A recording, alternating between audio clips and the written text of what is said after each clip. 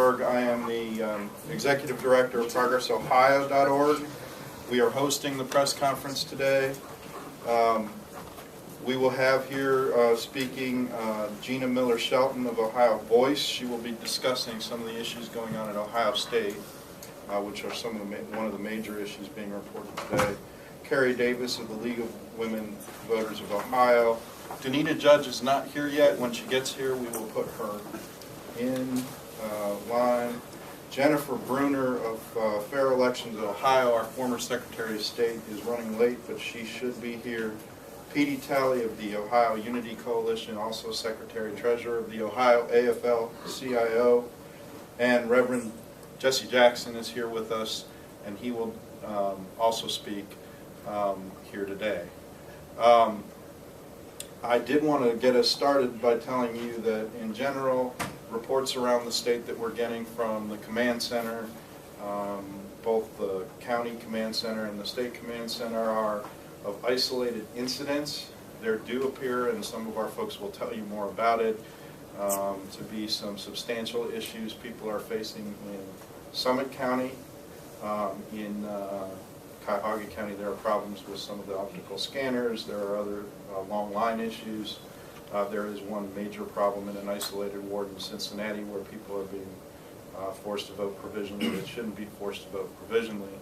However, and we'll take questions about this at the end as well, the big issue in this campaign probably is not the same as the issues we faced in 2000 and 2004 at the polls and these isolated incidents. A lot of those issues have been, many of my colleagues here, dealing through lawyers and other things, have forced the state to try to prevent some of those issues. The big issue here is, if this is a tight election,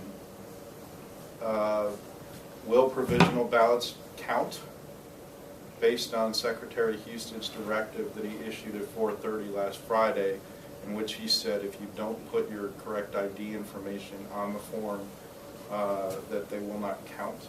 He also indicated that it is now up to the voter to put that information down, not the election official. I should tell you briefly, in the event of a close election, there were 209,000 absentee ballots in 2008.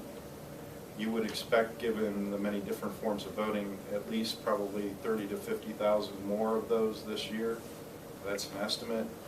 But we are experiencing and having people tell us that they asked for mail ballots. They are now going to vote, and now those ballots are provisional because they had originally asked for a mail-in ballot, and when they go to actually vote, they're being told to vote provisionally.